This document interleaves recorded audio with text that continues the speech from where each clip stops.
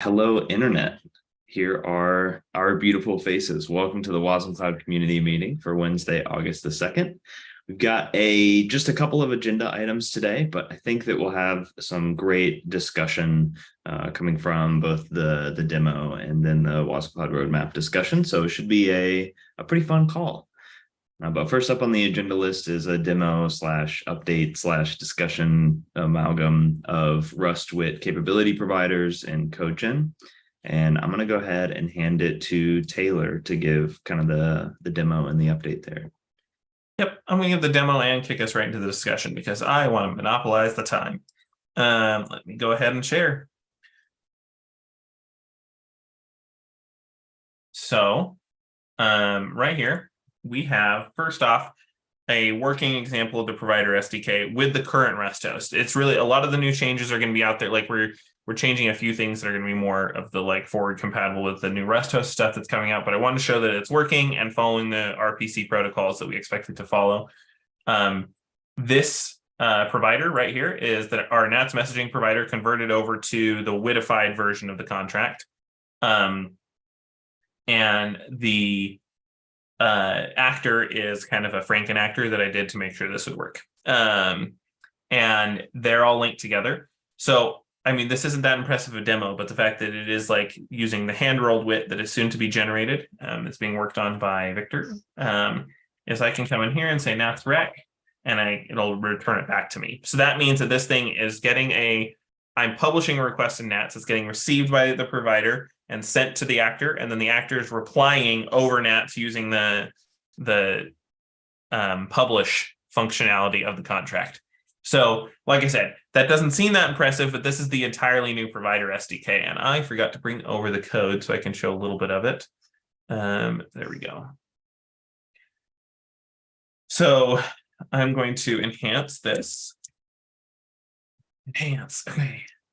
And I'm going to show you that this is actually inside of the wasmCloud like actual repo right now. So you can go to wasmCloud and see the provider SDK, and this has all the stuff. We've actually, if you take a look at it, have slimmed it down quite a bit. Oh boy, I'm just going to do this on GitHub. Enhancing is too much for people today. wasmCloud, not a lot, but wasmCloud. Okay. And we'll keep the chat up window so I can see if there's any questions. So anyway, this is now inside of here as a crate. It's still not fully released yet because we're making sure it gets all integrated in with everything else. But it's based off the WIT stuff. It's using like the core wasmCloud WIT file that we've put together. And then it also is right now this is hand rolled, but it's working on the generation here soon. And so it's simplified things down quite a bit, and inside the code itself we have you can take a look at it and see all of it. There's some stuff that's similar, but we've kind of like really trimmed it down to make it as simple as possible. So that's the provider SDK. Now, meanwhile, we're also working on something called the WITification providers and some things called wasfill. And this is where before I go there, any questions here from the interwebs or the current audience before I move on to the other WIT stuff? Hi, audience Brooks. What question do you have? The big question I have here, Taylor, I think that the provider SDK and using WIT is going to change the process of like developing on a capability provider. But like in terms of like binary compatibility, like this or not this, but like the NATS provider that you were showing is now using WIT. Is that still compatible with like the old NATS messaging provider that uses the Smithy interface? Like, could I just drop your new provider in as a replacement, or did anything change there? Right now, the big change is that like the tracing context is on the invocation now instead of NATS. It helped remove a NATS dependency from our thing, which is causing all sorts of headaches. And the other thing, like we're trying to get everything to what we've been calling full replacement value. So it's going to basically be a slot in for what we have, but then we're going to start making probably some changes after that. So things that currently exist right now will run in the new Rust host, but we're not making any guarantees that the new stuff is going to run on the old host right now. And that's kind of normal as these projects evolve. So right now, like, it's the exact same binary protocol it's expecting. There could be little changes underneath the hood, but like I'm not making any guarantees. Right now, we're just trying to match that what we've got. And so that's what's going on with this work that I'm showing. Okay. Yeah, I think that makes a lot of sense. So okay, perfect. With that, I'm going to roll into some stuff that talks a little bit about like WIT standards. And we're going to get a little technical here, but I'm going to try to keep it fun and lighthearted. But I really want to explain like why we're doing what we're doing, because it also shows how freaking awesome components are. So what we're currently working on is something called the wasmCloud. And this is purely for custom contracts. So for the built-in contracts, what we've been calling wasmCloud, these are the standard supported community contracts we have right now. Key value, HTTP server, those kind of things. Those are going to be built in to the new Rust host. They're going to be really easy to just drop in without any changes, like with a currently running like component. Doesn't have to be wasmCloud specific at all. But what we are going to need to do for custom contracts, which we've always supported and will continue to support, is we have to have something called a wasmFill. And this is a translation layer. And this is a really cool trick because it makes it so that wasmCloud specific logic is never, ever, ever, ever, ever in your business logic code. So to show this, I'm going to do a diagram here. And was there a question? I heard a mic go for a second. Was that just you, Brooks? Okay, I was just making sure that we had a question.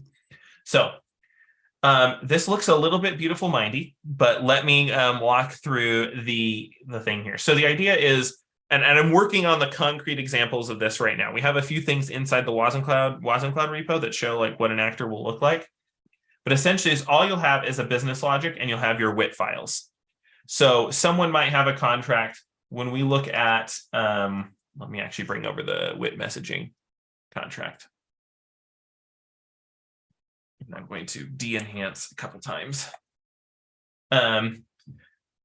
So this is the like wasmCloud messaging contract. This will eventually be a built-in, but I'm just going to show it as an example. So you'll get your contract like this as an actor, and you'll see that this thing has some types that you use, which is a message. You can handle a message, and you can also consume some messages or consume like the client by saying like, oh, I'm going to request it, or I'm going to publish something. And our world, if you're unfamiliar with the world, is describing like what it is that we export, what is available, like what can we do and interact with. And so this is telling any other component that's going to bind with this component, is this called composing, hence the name component, that I require an import called consumer. I'm going to import that from something. So you need to export something that gives me consumer. And I'm going to export a handler thing that you can call. So that means this method is available for you to call. Now, this is written, once again, entirely outside of the logic of wasmCloud. Now, to get all the goodness and goodies that wasmCloud gives you, we have to write essentially a translation layer. And this translation layer will be written because of the power of WebAssembly once in any language that can do it. At first, it'll be Rust and will generate it automatically for you, and then it'll build and be ready to use. But then any language that uses the custom contract that you've defined will need this wasmFill for the actor. So when you build your actor, it's going to take your thing that has 0 wasmCloud specific business logic and join in this wasmFill. So that's what this diagram over here is showing what's going to happen. So up here is the wasmCloud host, which we're going to set that aside for a second, but you have your business logic, which is at this top layer right here.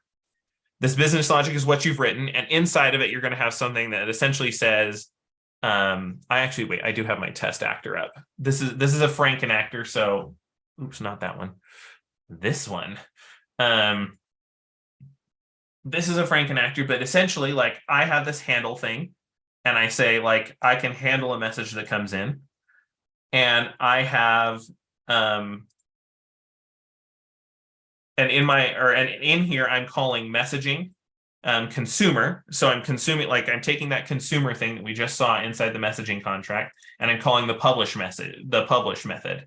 And the publish method is going to take the broker message type and pass it in. So you'll see, like right here, I have the wasmBus RPC because, like I said, it was a frankenactor. But in the real world, this doesn't even exist. And all that happens is you come in and you say messaging consumer, and it sends it off. There's no knowledge at all of what wasmCloud looks like in this.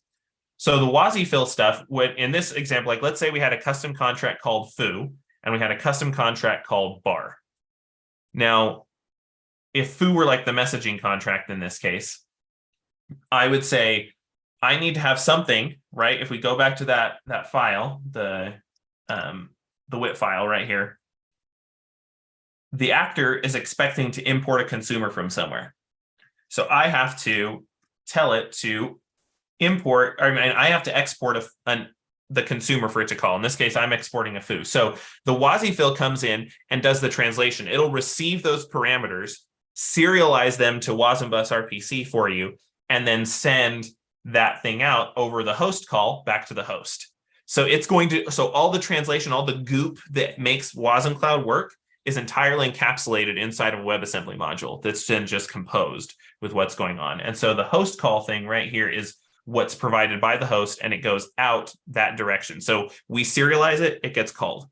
Now where it becomes complicated, and this is where I know this is technical, but it's going to show how cool this whole thing is we now have multiple ways that a module could be called. So imagine if something could respond to a NATS message or any message from a broker, or to an HTTP request. Both of those are different calls that could happen. Now, what we need to do to handle that is that we, in our wasmFills, that get generated, you don't have to write any of it, though you can custom write it if you want to do your own serialization, or you have like special security requirements or encryption you want to add or something along those lines. It's all doable. But it has to export like guest call foo and then the multiplexer automatically translate it. It essentially takes a single guest call in. So the wasmCloud host says, hey, I got a message that says like, I'll even add text here so you can see what it looks like. I got something that was message.handle, or in this case, we could say like foo.handle. And so that gets sent in the guest call, and the multiplexer says, oh, well, which one does this go to? Oh, well, I see this is foo, so I'm going to send it to guest call foo. Now, the magic of all this is we're handling attaching multiple contracts, doing all this stuff, and your business logic never, ever changed. We just put it all together, and now it's able to work in this really cool stuff that the wasmCloud host and the ecosystem gives you. But you didn't have to do anything else to your business logic. We literally just composed 2 additional components on top of it automatically for you, and then it can run with ease inside of wasmCloud. So like I said, it's a little bit low level, but this is the kind of stuff that we're really excited about inside of the component model, and where the standards are going, and why we're putting so much effort into making all this WIT stuff work. And the good thing is, this is only if you're really curious about it. For most people who are building in this, they never even have to know that this stuff isn't going on underneath the hood. You just have to know, I have a piece of business logic, and it's implementing a contract and it's implementing this contract from WIT. That's the only part you would need to ever know about for most people. But if for the curious, which are most of the people who are really involved in the WebAssembly community right now, this is what's going to be going on underneath the hood, and what we're trying to do and improve on with all this work we're handling. So that was a lot. And then, of course, it leads into the next discussion. Not a plant Brooks again. Yeah, I'm a little quick on the hand draw, but please, anybody feel free to jump into it. I don't want to monopolize the time. I just have, questions. Okay, so Taylor, I can kind of see at the top there, and I think this is getting at my first question, that there's a difference between WASI calls, like WASI API interactions, wasmCloud interface interactions, and then custom contracts. And so the way I think I understand it is that WASI and wasmCloud things are natively supported with wasmCloud. They don't require this multiplexer idea, like they're imported or they're exported by the host and we implement them normally. All of this stuff for RPC handling and the multiplexer and stuff, that's all for if you wanted to come and create a custom contract for something that's not a defined interface. Is that right? Yes, Is that the way that's that works? correct. This Okay. stuff will not happen underneath the hood for the built-in like community supported contracts, like the wasmCloud contracts is what will be supported there. It'll only be the custom stuff where all this is required. Okay. There's a question in the chat, but I'll jockey to be after that. Okay. CJ asked a good question about he said, could you point out the big differences between this new model that we're doing with wasmFill wit stuff and the old model using language specific bindings? That's a great question. So the big difference, well, there's a couple big differences. One of them, I want to point out that these middle components, so your business logic could be written in Python, your wasmFill could be written in Rust, and your multiplexer could be written in Go. Now, we're not going to do that to start off with, but you can do that. The language bindings that a consumer of wasmCloud needs to have are just the bindings that's part of wit bindgen. In fact, let me pull over that tab over into here. So wit bindgen is the main tool chain here, and there's already generators for, if you come down here, Rust, C and C++, Java for specific types of Java, the TVM, and TinyGo.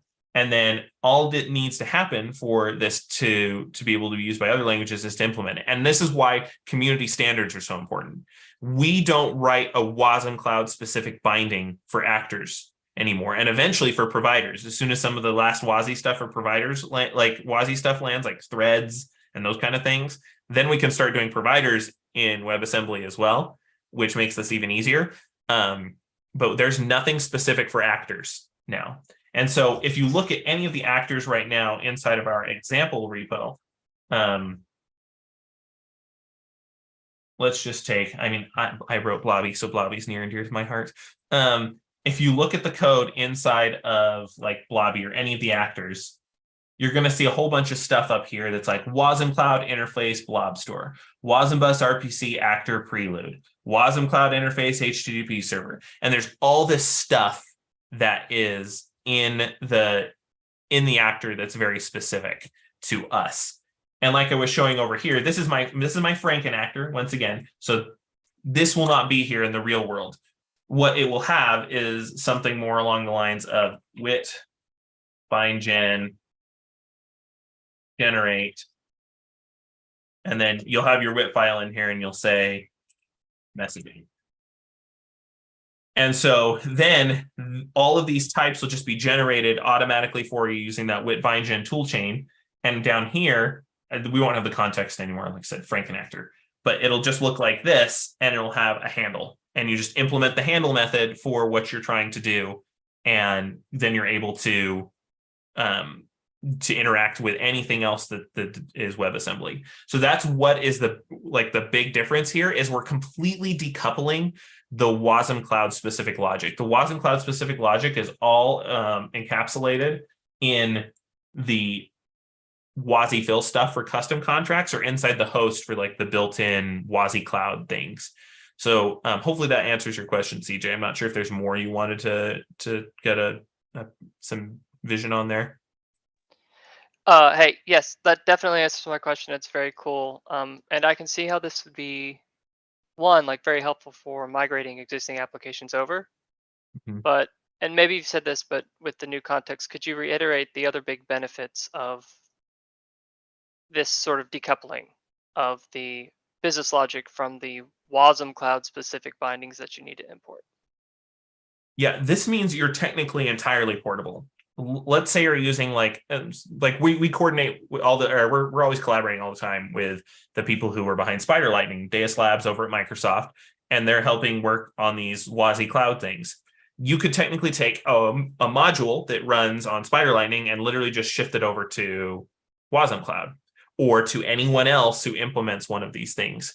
So it's a complete decoupling from like the underlying platform for what you need. You're able to, Luke Wagner, who's a big name in the WebAssembly space, he's described this as virtual platform layering. And that's what we mean by this. Like you could do this same kind of thing for any platform you wanted to make it work with that platform. For us, we have something called a host call and a guest call.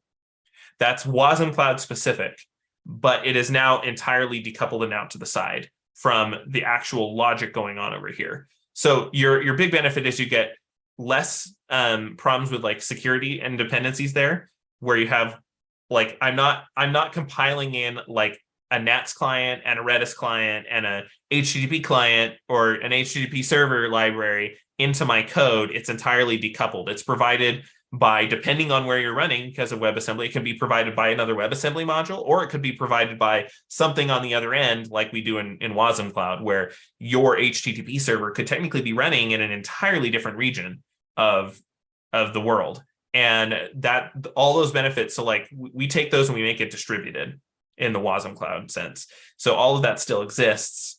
We just made it so that now it's completely entirely standards compliant. That's always been the goal here. So that's what we've done. That's kind of the big change. Yep. Thanks. Very cool. All makes sense. Okay. Brooks.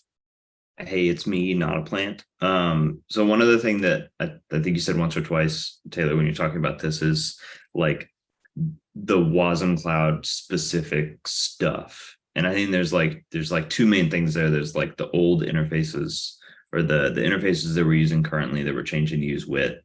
And then there's what the host will do for you for wasmCloud and WASI calls. But for custom components or custom interfaces, the multiplexer is going to do. And I just want to touch on that, because when I think of like wasmCloud specific things that are in our RPC framework, like the reason why, you had to do a language specific SDK every time, it's stuff like serializing and deserializing all of our payloads so that it can go over the wire more efficiently. Every single invocation in the wasmCloud system, like actor to provider, actor to actor, all of those things are always signed, like with the hash, to make sure that it's not tampered with in transit. And it's verified for where, or it's signed with the cluster key or cluster seed that you use to run the host. So you can make sure that it came from like a specific origin that you trust. Are there other things that like, is there something else that you can think of there? I want to make sure that we like, I guess, outline what the multiplexer, like what this component is going to be doing for you, because it's more than just making it compatible with wasmCloud. Like there are actual, security and portability benefits that we're adding with this component. Yeah. So what we're doing, like with those, I think this will help answer your question. This is me starting to hand roll what a WASI fill would look like. And in this case, I have literally generated a WASI fill world. The WASI fill world looks like this. And it's saying like, hey, I'm going to export the consumer. So, the actor can import it. I'm going to import its handler method. I'm going to import some things from the host so I can do host calls. And I'm going to export this guest call thing so that I can be called, so I can handle messages. And so inside of the library code, what I have is an implementation for guest call messaging, which is what gets invoked, and that'll be exported. And then I will have here, I have the consumer, right? And I'm going to fill in all the stuff that'll do the serialization right here. So everything you named is pretty much what's going on. This is all the serialization and magic. And like I said, we're going to generate this, but we know just from having talked to many different people out in the community, some people might have very specific like encoding protocols and stuff they use for their data, or encryption is another one that I mentioned. It's a common requirement. You can come in here and do all that encryption and all that type of decoding and stuff all inside of where these to-dos are at. You are not actually even you do not have to use the stuff we generate for you. We just try to make it as drop dead simple. Now, I haven't written anything for the what's that called, for the multiplexer yet, but I can show you like what the world will semi look like. Let me grab it. So I had it just in a note page, so I'm going to put it over here. So the multiplexer will look something like this. It's going to import this same contract that we had right here. It's going to import that guest call messaging, and it's going to export wasmCloud bus guest. So you're basically just defining like what are like the nubs I expose that something can click onto, and what are the holes that I accept other nubs to connect with. And that's what I'm saying here. So like if you start following this chain all the way up, like if I copy the messaging over here at the world files. So this is actually like the whole chain of what's going on.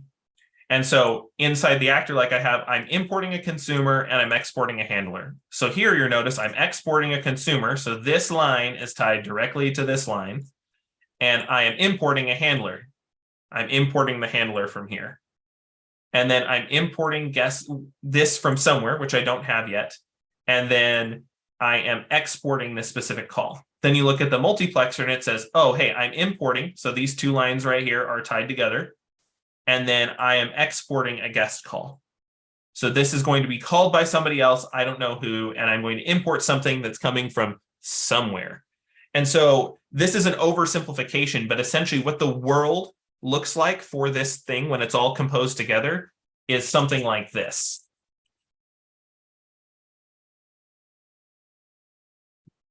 It's going to have an import wasmCloud bus host, something like this. Like I said, this is not 100% accurate. I'm just doing it for explanation of like what this looks like.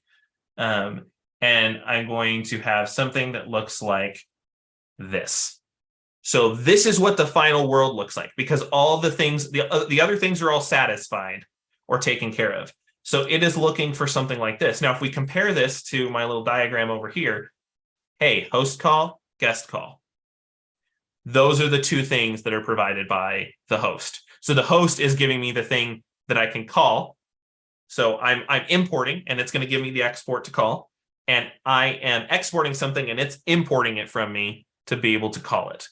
So that's what's happening with this whole thing. So it's exports that bubble up, like what keeps bubbling up and what's taken care of internally to the component is what's going on underneath the hood. So eventually, like I said, what we get to is something that looks like this, which is what we need. Like this is what our wasmCloud host is expecting this. It's expecting something that can import the host calling functionality, and it's expecting something that it can call. It has to be able to start it and invoke it. So it's expecting something to call.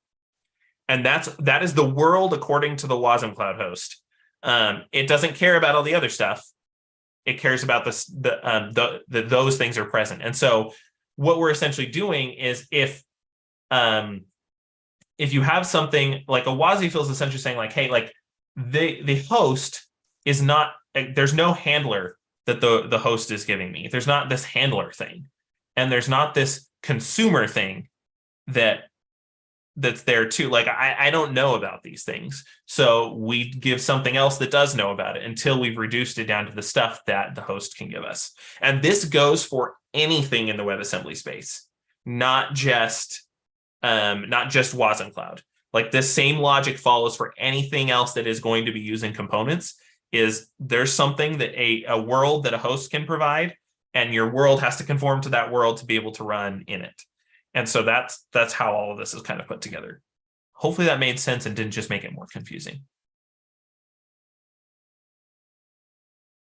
No, I think I think this definitely helps on it. And I know that a lot of these details are going to be not at the level that a wasmCloud developer will normally have to interact with. This is all kind of design in the background. But I'm looking forward to some of the documentation around this stuff, because I think it's going to feel really nice as soon as we start building with it. But having these diagrams and things will still be really nice to explain it. Okay. And then there's one question I think has to do with what we're talking about that came from YouTube. And it was a question of what if there will be multiple implementations at the same time? And I'm assuming by that you mean like multiple implementations of a given contract. There's two. I'll answer both. I'll start with that one.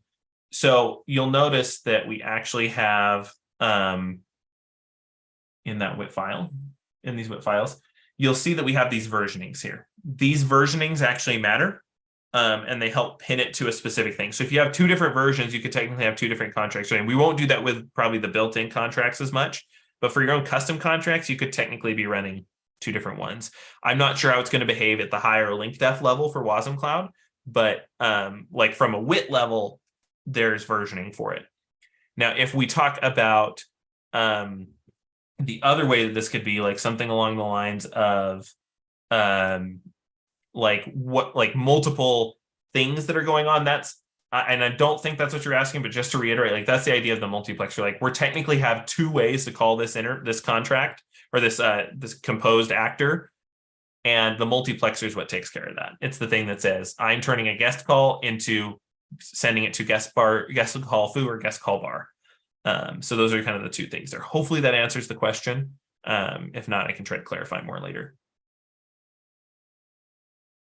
And then there's some other questions which I can stop sharing my screen because they don't have as much to do with that. Okay, that was supposed to kickstart the current discussion around where things are at with WIT and whatnot, but Brooks, I'll hand it back to you. All righty. So I think that makes sense. I think Taylor already kind of did this call to action, but does anybody else have any other questions?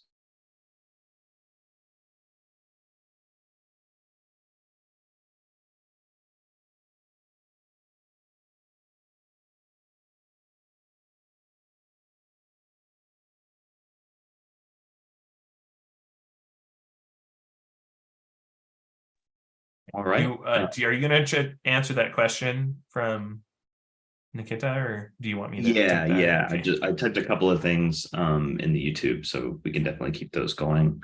I Okay. want to make sure that we thank you. I want to make sure that we have enough time to go over the roadmap.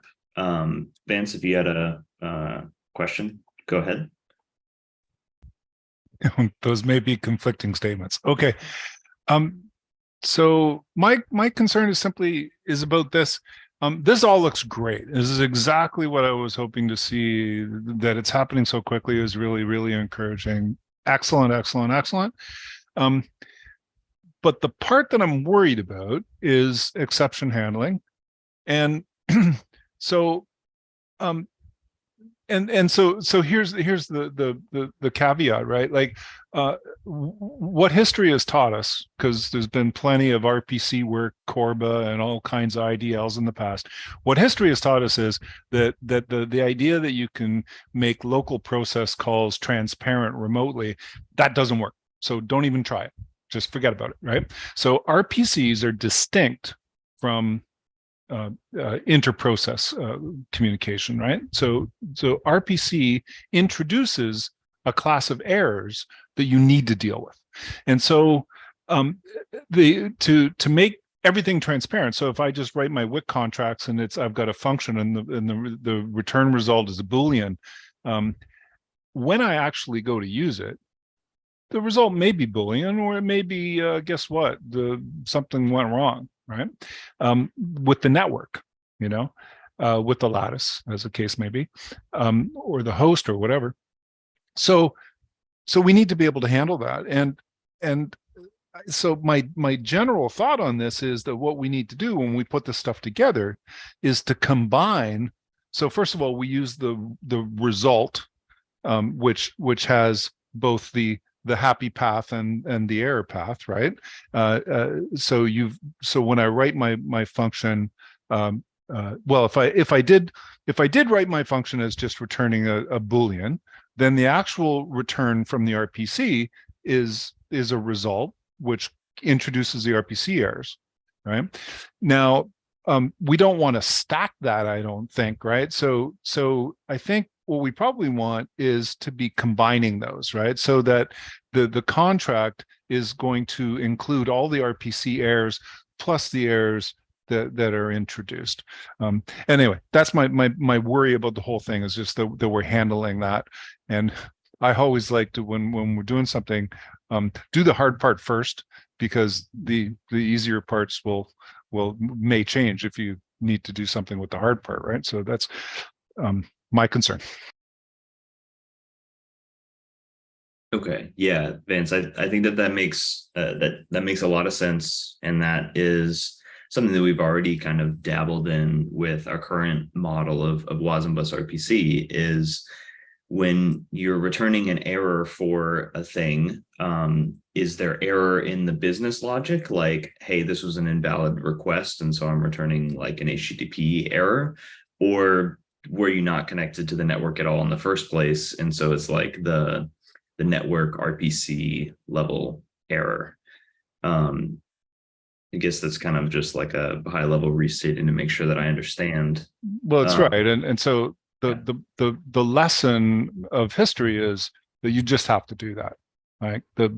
You have to incorporate exceptions into the business logic. So you have to recognize the difference between something that's remote and something that's local. Yes. Yeah, I think we definitely have to handle that. And there's a couple of different paths that we could take to, depending on how much we want to, what's the right way to say this? Depending on how much we want to force an ideology on people. I've got a thought there, but I'll let Kevin go because he may just sum up what I'm thinking.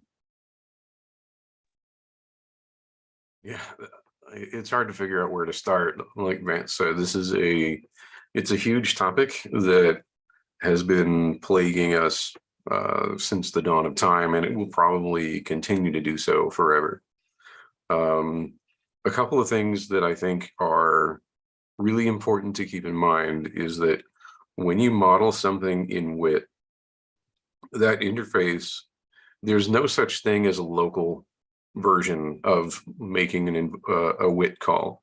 So whether you are just hopping across a single component boundary, or whether you're hopping across a component boundary, then going through a fill, then going over RPC, the consumer of that WIT contract doesn't really know or care, how many intervening hops. But it does always assume that it is an attempted remote call. So that can fail, it can time out, it can have all sorts of errors. And so I think, and Vance did a good job of describing this, is that there's a struggle between when you define a contract with a result type in it, or when you define a contract with a Boolean or whatever as a reply. What's the difference between the remote end successfully returning an error, if that makes sense, versus an inability to communicate with the remote end, and that returns an error? And in a number of distributed systems circles, the prevailing opinion there is that it doesn't matter. It doesn't matter to your code. And by your code, I'm referring to like the consumer of a WIT contract. It doesn't matter to the consumer of a WIT contract whether the thing failed. Sorry, I should say it shouldn't matter. It shouldn't matter to your code whether the reason why you got a failure was because of a network communication failure or something else. Now, that error can be, the reason for that failure can be encapsulated in a result type, but yeah, they're in all the systems I've used, and that that includes things as old as Corba and things like Akka and obviously wasmCloud, right? There is no easy answer for this, and yeah, like Vance said in the chat, right? Whether or not you retry depends on whether or not you've encoded into your contract reattempting for failure. So Yeah, it's a really, really long subject that I'm sure people have actually written full books on, or they could write full books on this one topic. But typically, I just prefer to model all of my responses as results, and treat a failure as a failure, and deal with it that way.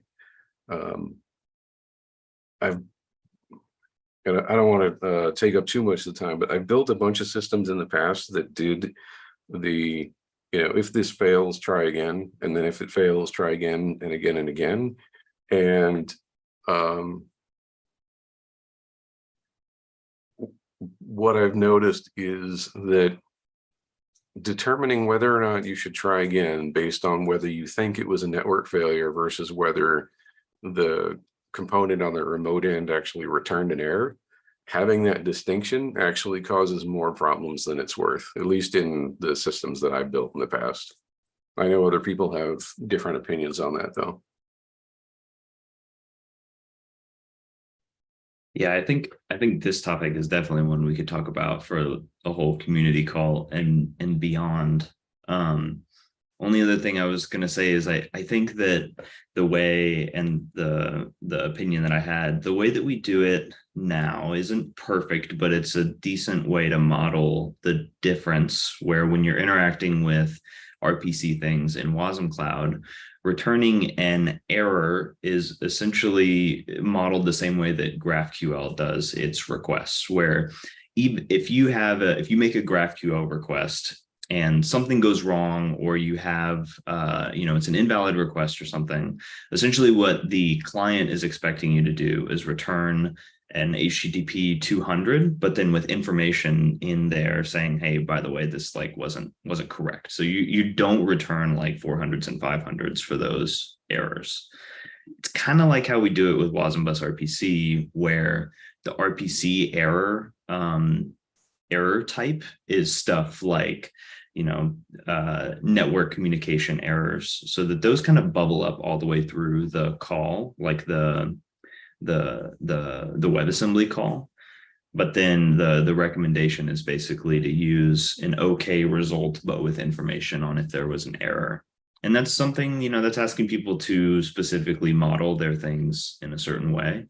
So, I mean, I think the question is either we can do something like that, or kind of flatten the result. I think the key thing is just going to be how it feels to write idiomatic code.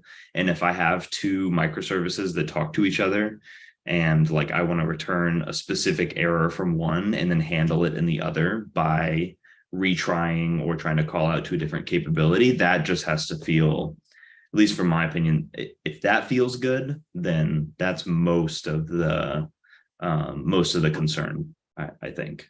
And I think Kevin has a lot more experience building distributed systems than I do, so I'm deferring research and methodology to him, of course, but like that would be my opinion. Yeah, Vance, I really appreciate how you've socialized this topic and brought this up on Slack in here. And I understand that there's a lot of prior art in this area on different design patterns on how we might handle this. My ask is, and I think we've done this a few times, is what's the best way for us to socialize a few different approaches to this and have a discussion around them? And I don't know if, Kevin, you've done some wonderful RFCs or things like that before, where we've kind of summarized some different design patterns on how this might manifest itself. Because I also know, Vance, you've got significant experience in some of these high performance systems that are being operated at scale. So your thought is really welcome here, and this would be a great time to get it in. My final ask is, Kevin, as you think through this, is how would or could we propose this as WebAssembly standard? Would it be pluggable? Right? Like so long as it meets some contract, then you could have multiple implementations behind it. That would be, I think, the sort of dream here. for what something may look like. But I recognize that different exception approaches may have different interfaces that you may desire. Is there some lowest common denominator that we could have and help drive through the DCA? I'll go to Bill Brooks. I know you got another topic. Thank you so much. Yeah, thank you, Liam. Vance, that was super worth the detour, but I will call it now. I want to make sure we have enough time to talk over the roadmap, and we can keep this discussion going in Slack, I think, and then maybe even bring it up as the main thing for next week's community call. I think it'll be definitely worth the time. So the second thing, and I knew we would have good discussion, so glad that worked out. But the second thing on this discussion or on the community agenda today is the wasmCloud roadmap. I know that people have been asking for this for a while, a high-level roadmap, and then ideally some work in progress as to what wasmCloud is doing in terms of longer term objectives. As you all know, and any open source project has constant kind of iteration and churn as people are fixing bugs and adding smaller features and maintaining the project. But looking forward, we've shared a couple of diagrams before, but don't really have like an established roadmap. And so I put a lot of effort into that over the last couple of the effort on the actual roadmap has been going on for more than the last couple of days. But what I've put together, and this is currently in a preview, it's just getting reviewed by a couple of the documentation maintainers, is a page now in our documentation called Roadmap. I'd like to keep this updating consistently, but because it's not something that's easy to auto update, there's also a GitHub projects view here that we can talk through. And I'll actually go ahead and send this in the chat so that you all can take a look at this roadmap. But really the purpose of this document is to outline some of our bigger goals for the wasmCloud project. And then I've very loosely pinned our roadmap to Q3, Q4, quarter 3 and quarter 4 of 2023, because that's the time period that we're taking on some of this effort. So I've outlined a couple of goals here, and I think there may be more. I think we may be able to hone these in. But what we're really specifically focusing on right now is leveraging as many WebAssembly standards as possible in terms of WASM components, implementing the wasmCloud interfaces, etc. And I think these other ones are always in the back of our mind, but not as big of a focus of like the bigger development efforts now. Now, our current roadmap is really inspired by some of the content in the Bytecode Alliance blog, the WebAssembly and updated roadmap for developers. So I highly recommend you checking that one out in order to get an idea of where the standards are looking right now. But at the top level, I tried to boil it down to three big things. Three big things that we're really working on right now. And for the past couple of weeks, this first one has been the focus for leveraging WebAssembly interface types, or WIT, for our interfaces. This is really big in terms of us contributing to the wide variety of projects. We use Rust and TinyGo for our SDK languages now, or Rust and Go for the providers. And using WebAssembly interface types and WebAssembly components will let us extend that language support to C, JavaScript, Python, more and more languages, essentially as they come available, because we're not hand-rolling an SDK anymore, which is really exciting. Planning to implement and use the wasmCloud instead of proprietary wasmCloud interfaces. And when I say proprietary, it's not like any of this hasn't been open source for a long time. It just means that it's not building your application in terms of the wasmCloud key value interface. You're building it in terms of the wasmCloud key value interface. And I guess that's only one letter and a hyphen difference when you say it, but it's really big in terms of looking at the standards. And then big thing number 3 is transitioning feature focus to Rust. This just recently, I think it was this morning, Kevin put it in as ADR 13. It's really focusing on the wasmCloud Rust runtime so that we can be right up there with the WebAssembly standards and offer a portable, stable, and high-performance runtime. Now, there is a diagram here, and I would recommend opening it in a different tab so that you can actually read it, but you can take a look at how this graphically all fits together. But the one last thing that I want to call out here, because this is more of a motivation and explanation side of the roadmap, is the GitHub projects board. And I've linked to it a few times in here just so that it's really easy to find. But I'll show you how to find it if you just go to the wasmCloud organization. So github.com/wasmCloud. You can go to the projects here and then see the wasmCloud roadmap. Now, I've taken the efforts that we have on the roadmap and put them into a couple of different views here. But because this is open source, timelines always are rapidly changing. We may have more or less contributors at any given time.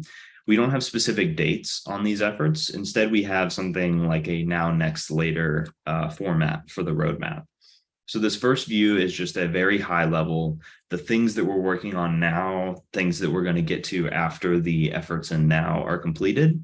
And then the things in later that need more research, need more external dependencies in order to actually implement them, or just simply too large of a scope for now, they're kind of put in later. So really what everyone I think will focus on the most is the efforts that we're working on now. And these have things like status for being blocked or completed or in progress, specific milestones, things like that. The next view, which I think is really important just to get an idea of what's going on, is the work that's actually in progress and completed. And you can see between these views, they kind of contain the same information, whether it's now, next, or later. But here in this view, you can see the things that we're actually working on, what we've actually completed on the current milestone. And then I have another one over here that's a little of a fourth category called blocked, which is essentially just this one, for example, is blocked. And there's a note on this somewhere. Here we go. Blocked on some other efforts. How do we close that? There we go. So you can use this second view here to see kind of what we're working on. And I think the only one that's left and ready for work that we haven't gotten started on is here in the wasmCloud worlds. But we're getting there as we complete the other two. And then the last one that can just be useful if you're looking to get involved with a specific part of the project is outlining where the efforts are taking place. Like actually adding support for WASI Preview 2 components is mostly a feature that's going into, or like the work in that effort is happening in the WASH repository. So that's linked as an issue there. And I know Victor is working on that and things like that. So all of these views just display the same larger efforts in a different way. But I think they're going to be really useful in order to see what efforts we're currently working on, especially what we have in progress and that we're completing. And I'd like to try and surface this in a couple more places. I'll try to pin it in Slack. And, obviously this will go into the website. So that was the big thing that I wanted to share in terms of the roadmap. It's just formalizing the things that we're working on into larger efforts, turning them into issues in GitHub that we can tackle, and then actually showing them up on a roadmap. I think that's going to be really important. So I know that we're kind of at the top of the hour here. Happy to answer any questions or take any feedback or take that offline as well. But I hope that roadmap really helps keep everybody in line or keep everybody informed about where we're actually at with our work. Guess in the last minute, any other questions or comments for today?